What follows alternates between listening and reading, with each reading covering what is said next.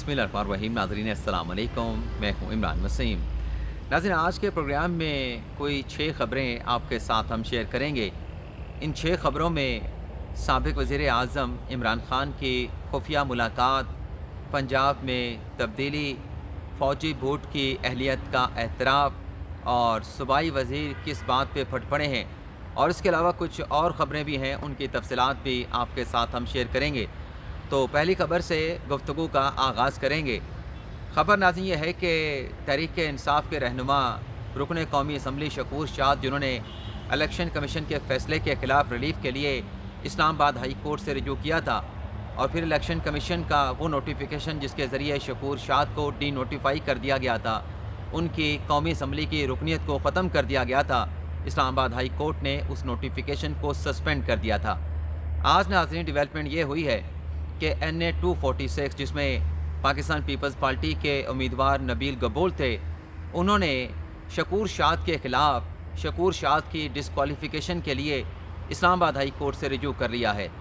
नाज़रीन, नबील गबूल ने जो इस्लामाबाद हाई कोर्ट में दरख्वास्त दायर की है, उसमें यह कहा गया है कि तहरीक-ए-इंसाफ़ के रहनुमा शकूर शाद ने झूठ बोल के अदालत से रिलीफ़ हासिल किया है। दरख्वास्त में नबील गबूल ने कहा है कि शकूर शाद अपनी रुकनीत से इस्तीफ़ा दे चुके हैं। इस हवाले से मुसद्दका जो दस्तावेज़ात हैं वो भी रिकॉर्ड पर मौजूद हैं, और इस्लामाबाद हाई कोर्ट से शकूर शाद ने रिलीफ़ हासिल किया है, तो लिहाजा वो आर्टिकल 62(1)(f) के तहत जो है वो सादिक और अमीन नहीं रहे।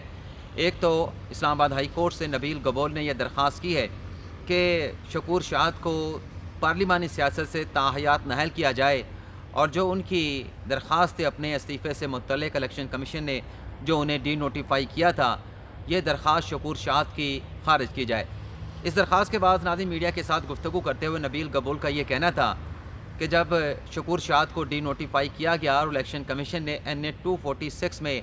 ज़िमनी इलेक्शन की तारीख़ का शेड्यूल का ऐलान किया, तो शकूर शाद ने बाकायदा तौर पर अपनी नॉमिनेशन पेपर इलेक्शन लड़ने के लिए NA 246 से जो रिटर्निंग ऑफिसर हैं वहाँ पे उन्होंने नॉमिनेशन पेपर जमा करवाए थे। और फिर नबील गबूल ने मीडिया के साथ गुफ्तगू करते ये भी कहा कि जब इमरान खान ने यह फ़ैसला किया कि वो ख़ुद 9 हलकों में इलेक्शन लड़ेंगे, इसके बाद शकूर शाद ने अपनी नॉमिनेशन पेपर जो है वो रिटर्निंग ऑफिसर से वापस ले लिए थे। तो उन्होंने कहा कि मैंने ये तमाम दस्तावेज़ात जो हैं अपनी दरख्वास्त के साथ इस्लामाबाद हाई कोर्ट में पेश कर दी हैं, और अब देखते हैं, उन्होंने कहा कि इस्लामाबाद हाई कोर्ट इस केस पे क्या फ़ैसला करती है। लेकिन ये उन्होंने उम्मीद का इजहार ज़रूर किया कि वो एक्सपेक्ट करते हैं कि इस केस में उन्हें रिलीफ भी मिलेगा, और PTI के रहनुमा के ख़िलाफ़ जो है वो अदालत की जानिब से बड़ा सख्त जो है वो फ़ैसला भी सुनाया जाएगा। अब नाज़रीन, दूसरी डेवलपमेंट ये हुई है कि 9 हलकों में जो ज़मीनी इलेक्शन होने जा रहा था, जिसकी पोलिंग की तारीख़ इलेक्शन कमीशन की जानिब से मुलतवी कर दी गई थी,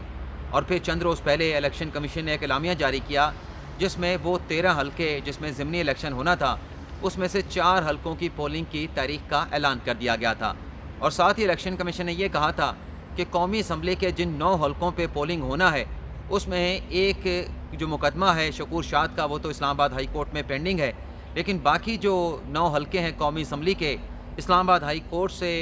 तहरीरी फ़ैसला सर्टिफाइड उस फ़ैसले की कॉपी हासिल करने के बाद इन 8 हलकों में भी पोलिंग की तारीख़ का ऐलान कर दिया जाएगा।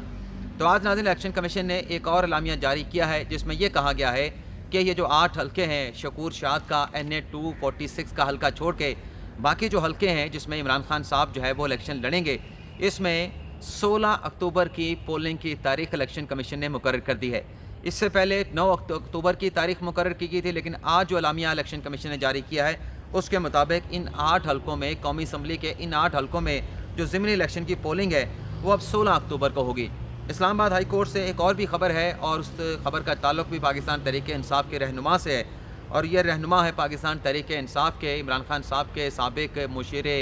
दाखिला, मुशीर एहतसाब शहज़ाद अकबर, जिन्होंने आज इस्लामाबाद हाई कोर्ट में दरख्वास्त दायर की है, जिसमें उनका ये कहना है कि मैं लंदन में रहाइश पज़ीर हूँ और लंदन में ही मैं अपना कारोबार कर रहा हूँ, यानी वर्किंग कर रहा हूँ। उन्होंने ये लफ्ज़ इस्तेमाल किया, और दरख्वास्त में उन्होंने कहा कि नैब में मेरे ख़िलाफ़ जो है वो इंक्वायरी जारी है, और मैंने अपना जो मौक़िफ़ है वो रिटन सूरत में नैब को भिजवाया था, लेकिन वो मेरा वो जो मौक़िफ़ है, रिटन जो स्टेटमेंट है, वो नैब की जानिब से एक्सेप्ट नहीं किया जा रहा। तो लिहाजा नैब से कहा जाए कि मुझे वीडियो लिंक की सहूलत फ़राहम की जाए, और मुझसे जो भी सवालात करने हैं वो वीडियो लिंक के ज़रिए कर ली जाएँ। और साथ ही दरख्वास्त में यही कहा गया है کہ میرا نام جو ہے وہ ECL میں شامل کیا گیا ہے، تو میرا نام بھی ECL سے ہٹانے کے لیے جو متعلقہ حکام ہیں، نیب ہے، FIA ہے، وفاقی حکومت ہے، وزارت داخلہ ہے، انہیں یہ حکم دیا جائے کہ میرا نام جو ہے وہ ECL سے نکال دیا جائے۔ اب پنجاب میں جو تبدیلی کی خبریں سامنے آ رہی ہیں، اس پر آنے سے پہلے صوبائی وزیر صاحب جو ہیں پھٹ پڑے ہیں، ان تک بھی پنجاب میں تبدیلی کی خبریں پہنچ رہی ہیں، اور میرے خیال جو ڈیولپمنٹ ہو رہی ہے پس پردہ، اس کی خبریں بھی صوبائی وزیر تک پہنچ رہی ہیں۔ تو صوبائی وزیر صاحب کیا کہتے ہیں پنجاب میں ان تبدیلیوں کی خبروں سے متعلق، اس پر آنے سے پہلے ناظرین 3 بڑے اہم سٹیٹمنٹ آئے ہیں پنجاب میں تبدیلی کے حوالے سے۔ ایک ناظرین بیان آیا ہے، سب سے پہلے تو تھوڑا سا ایک اور پس منظر بھی آپ کے ساتھ شیئر کر لیں۔ گزشتہ روز ناظرین کاف لیگ کی پارلیمانی پارٹی کا اجلاس ہوا چودھری پرویز الہی کی زیر صدارت۔ اس میں 10 ارکان صوبائی اسمبلی جو نون لیگ کے 10 MPs ہیں وہ شریک ہوئے، اور اس اجلاس کے بعد، پارلیمانی اجلاس کے بعد یہ کہا گیا کہ کاف لیگ تو اپنی جگہ پہ انٹیکٹ ہے۔ جو کہا جا رہا ہے کہ ہمارے کاف لیگ کے بندے ٹوٹ کے چودھری شجاعت حسین کے ساتھ مل سکتے ہیں، نون لیگ کے ساتھ مل سکتے ہیں، تو ایسی تمام خبروں کی پارلیمانی اجلاس بلا کے چودھری پرویز الہی نے ان خبروں کی تردید کر دی۔ اس کے بعد ناظرین آج عطا تارڑ صاحب کا ایک سٹیٹمنٹ آیا، جس میں ان کا یہ کہنا تھا کہ حکمران اتحاد کے 15 MPs کے ساتھ ہمارا رابطہ ہے، ہمارے ساتھ آ چکے ہیں، پنجاب میں حکومت بنانا ہمارا حق ہے، اور یہ ہم حق لے کے رہیں گے۔ رانا مشہود صاحب کا سٹیٹمنٹ آیا، جس میں انہوں نے کہا کہ پرویز الہی کے پاؤں کے نیچے سے زمین کھسک رہی ہے، پنجاب جلد نون لیگ کے پاس ہوگا۔ اسی طرح کا ناظرین ایک اور بیان وفاقی وزیر خارجہ آصف نے دیا، جس میں ان کا کہنا تھا کہ پنجاب میں تبدیلی کے لیے سرگرم ہے، پنجاب میں تبدیلی لانا چاہتے ہیں۔ یہ ناظرین مختلف نون لیگ کے رہنماؤں کے بیانات سامنے آئے۔ اس کے بعد ناظرین آج صوبائی وزیر راجہ بشارت، ان کا ایک سٹیٹمنٹ سامنے آیا، جس میں ان کا یہ کہنا ہے کہ پنجاب میں تبدیلی کا جو گندا کھیل کھیلا جا رہا ہے یہ کامیاب نہیں ہوگا۔ یعنی وہ اعتراف کر رہے ہیں کہ چودھری پرویز الہی کو تبدیل کر کے حکمران اتحاد پنجاب میں اپنی حکومت لانے کے لیے، شریف خاندان اپنا وزیر اعلیٰ لانے کے لیے کوششوں میں مصروف ہے۔ تو صوبائی وزیر نے ان کوششوں کا پس پردہ جو کچھ بھی چل رہا ہے، جو کچھ بھی کیا جا رہا ہے، جو رابطے چل رہے ہیں، اس کا انہوں نے اعتراف کر لیا، لیکن ساتھ ہی انہوں نے یہ دعویٰ کیا کہ اگر اعتماد کا ووٹ لینے کا پرویز الہی کو کہا گیا تو اعتماد کا ووٹ لے کے دکھائیں گے، اعتماد کے ووٹ لینے کے معاملے پہ اپنی کامیابی جو ہے وہ ثابت کر کے دکھائیں گے۔ تو یہ ناظرین صوبائی وزیر راجہ بشارت صاحب جو ہے اس معاملے پہ پھٹ پڑے ہیں، جو پنجاب میں تبدیلی کی خبریں جو ہے چل رہی ہیں۔ اب آ جاتے ہیں خان صاحب کی خفیہ ملاقات سے متعلق۔ ایک تو ہم نے پچھلے ویلاگ میں آپ کو یہ بتایا کہ بنی گالہ میں خان صاحب کے ساتھ ایک سابق جج نے ملاقات کی، اور جو توہین عدالت کا کیس ہے عمران خان صاحب کا اسلام آباد ہائی کورٹ میں، اس کیس سے متعلق سابق جج نے خان صاحب کو مشورہ دیا کہ آپ غیر مشروط معافی مانگ لیں، آپ کے سیاسی قد کاٹ میں بھی اضافہ ہوگا، آپ کو سیاسی طور پہ بھی فائدہ ہوگا۔ لیکن خان صاحب کی لیگل ٹیم کی جانب سے اس سابق جج کے مشورے کو رد کر دیا گیا، اور یہ کہا گیا کہ فی الحال تو معافی نہیں مانگی جائے گی۔ اور اس حوالے سے یہ بھی میں نے پچھلے ویلاگ میں بتایا تھا کہ ایک نئی حکمت عملی خان صاحب کی لیگل ٹیم نے ترتیب دے لی ہے کہ بجائے اس کے کہ سپریم کورٹ سے رجوع کیا جائے، سپریم کورٹ سے رجوع کرنے سے پہلے توہین عدالت کیس میں اسلام آباد ہائی کورٹ کے دائرہ اختیار کو، اور اسلام آباد ہائی کورٹ کا یہ جو مقدمہ ہے توہین عدالت کا، اس سے متعلق اعتراضات اٹھانے کا جو ہے فیصلہ کیا گیا ہے۔ اب یہ جو خان صاحب کی ایک اور ملاقات ہوئی ہے خفیہ، اس سے متعلق صحافی حسن ایوب صاحب نے ایک ٹویٹ بھی کیا ہے۔ اس میں انہوں نے خان صاحب کا نام تو نہیں لکھا، لیکن فن خان کہہ کے انہوں نے خان صاحب کو مخاطب کیا ہے۔ یہ ناظرین خان صاحب کی خفیہ ملاقات ہوئی ہے، ایک بڑی شخصیت کے ساتھ ہوئی ہے، اور اس ملاقات کا اہتمام جو ہے وہ صدر مملکت عارف علوی کی جانب سے کیا گیا تھا، اور جس طریقے سے حسن ایوب نے لکھا ہے ان کے ٹویٹ کے مطابق یہ خفیہ ملاقات جو ہے وہ ایوان صدر میں کرائی گئی ہے۔ اور اس خبر سے متعلق کچھ اور بھی آپ ناظرین کو بتا دیں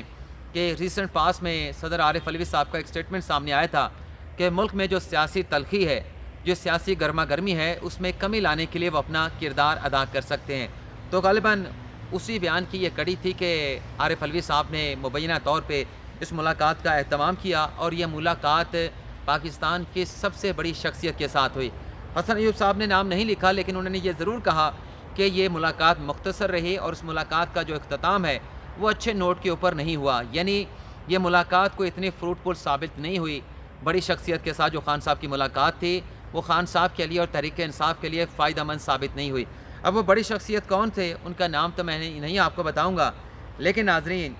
وہ بڑی شخصیت وہی ہے جن کا خان صاحب آج کل مختلف اپنے بیانات میں حوالہ دیتے رہتے ہیں، ان کو یاد کرتے رہتے ہیں۔ ماضی میں بھی انہیں یاد کرتے تھے، ماضی میں کچھ اور الفاظ کے ساتھ یاد کرتے تھے، لیکن حکومت میں جانے کے بعد اب انہیں کسی اور الفاظ کے ساتھ جو ہے وہ یاد کرتے ہیں۔ لیکن ناظرین،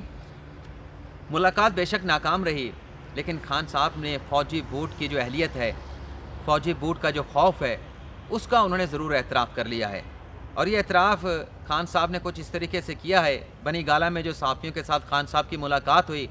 اس میں اب یہ چیز بھی سامنے آئی ہے کہ خان صاحب نے صحافیوں کے ساتھ ملاقات کرتے ہوئے کہا کہ 2 صوبوں میں ہماری حکومت ہے، لیکن ہمارے پاس وہاں پہ بوٹ نہیں ہے،